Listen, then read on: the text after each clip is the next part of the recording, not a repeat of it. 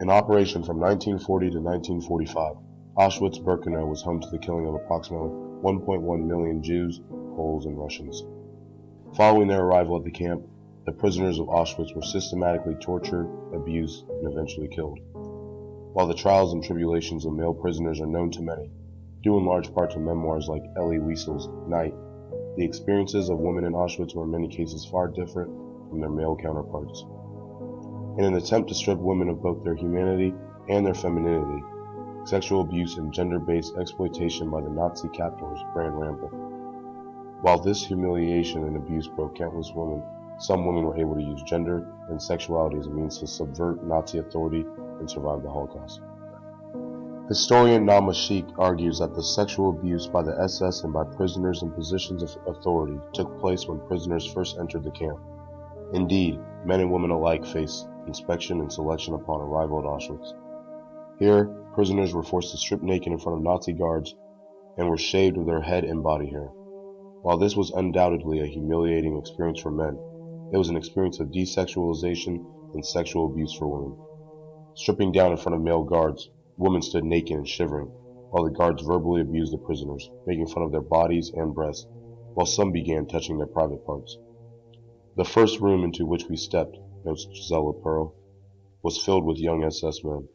Their eyes shone with expectation, their ape-like movements betrayed an unhealthy, abnormal sexual excitement. From here, the women were shaved head to toe, stripping away what little dignity and beauty they might have still felt. This sexual abuse was twofold. While most women were shaved, some women, such as Olga Lengyel, were selected to step out of line and keep their hair at the request of the guards.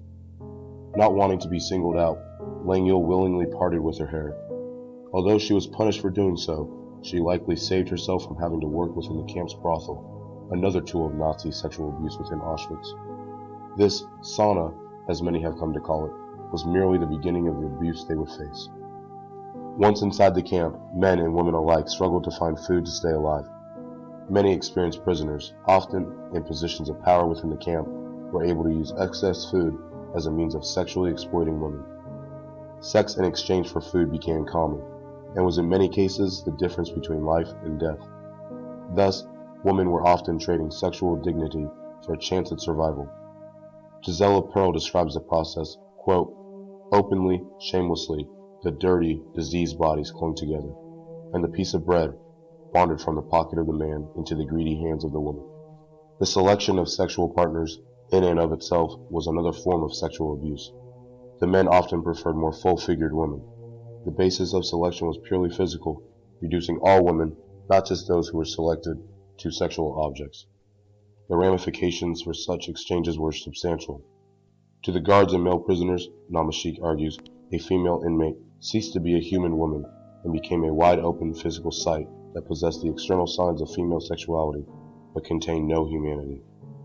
Many women, often after their liberation, were guilt-ridden from accusations that they had sold their bodies to survive, while so many others died. The link between maternity and femininity is one of the first links the Nazis sought to sever. With many women being separated from their children upon arrival, the loss of the feeling of motherhood had a major impact on the woman's ability to connect with femininity, especially after having their heads shaven and clothing removed. The complications many women experienced with menstruation further severed this link, as the emotional and physical stress they were experiencing caused many women to cease menstruation. One survivor noted that, due to her lack of menstruation, she, quote, "doesn't feel like a woman anymore. One already belongs to the old ones."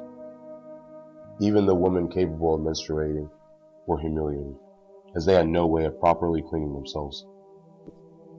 On top of all this, Nazi medical experiments on women had devastating impacts on a woman's menstruation and childbearing capabilities. While most cases of sexual abuse were performed by men, there were female capos who participated as well. Perhaps no female guard better embodied such practices as Irma Grisi. Known for both her cruelty and good looks, Olga Lengyel referred to Grisi as the angel of death. While the prisoners were stripped of their hair, clothing, or other sources of beauty, Lengyel frequently refers to the beauty that Grisi herself worked so hard to attain. One of Lengyel's most vivid memories of Grisi's cruelty was the guard summoning of a handsome Georgian man to her office. In an effort to persuade the Georgian man to become a slave to her, Greasy stripped the man's lover down, repeatedly whipping and torturing the naked woman who she later sent to the Auschwitz brothel. Immediately after, Langille was forced to watch as Greasy stripped down for a dress fitting. Unhappy with the dress's fit, Greasy, while still naked, proceeded to beat the seamstress. All the while, Langille was questioning how such a beautiful woman could be so cruel. While the sexual abuse and dehumanization of imprisoned women is apparent, gender and sexuality were not always employed as a means of oppression in Auschwitz. On the contrary, some women utilized it to keep some glimmer of hope alive. Having been stripped of her children, her beauty, and her feminine pride upon arrival, Langille's memoir tells the tale of how a woman in this hell could use femininity to build up her spirit and persevere. In some cases, prisoners were able to use love and sexuality as they saw fit. From the time of their arrival, separation from lovers and loved ones placed both men and women alike in a state of sadness and desperation.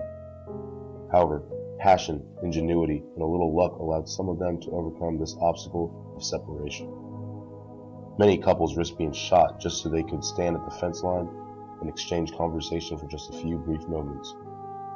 Others were so driven by a desire to be reunited that they made brazen escape together. One couple, mentioned by Langille, managed to escape the camp in SS uniforms. Although the giving of food to women in return for sexual favors was common, it can be argued that these exchanges actually empowered some women. Langille herself was propositioned by a Polish man, but she denied his advances. Langille was flattered, in a sense, upon learning that, quote, his was the finest style of love-making in Auschwitz. The ordinary approach was much more crude and to the point. Thus, by denying sexual advances, women were able to maintain control over their dignity and sexuality. In other instances, women flaunted their bodies in order to win the favor of men with food. Other times, groups would conspire to aid in a secret rendezvous between two genuine lovers. In either case, women were able to use their femininity and sexuality, both of which the Nazis had sought to strip them of, to make themselves happier and to place themselves in positions of power while subverting Nazi authority. Even the beautiful Irma Greasy was used by Langille to bolster her own spirit. While Greasy is lashing out at the dressmaker, Langille makes note of the beauty of Greasy's naked body. However, Langille notes that Greasy had heavy, thick legs. Langille was, quote, happy to observe that she had an imperfection. By leveling the playing field, Langille appears to be using her own femininity as a means of sustaining her spirits. Ultimately, it is hard to deny the effectiveness with which the Nazis were able to use gender and sexuality to degrade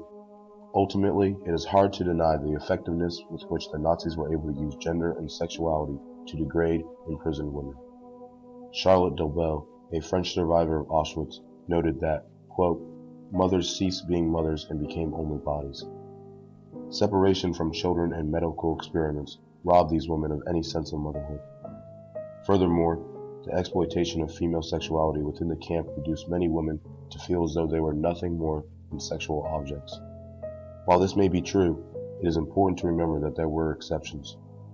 By taking their minds and bodies under their own control, some women imprisoned in Auschwitz-Birkenau were able to use femininity, love, and sexuality as means of resisting Nazi torment while promoting humanity and human interest.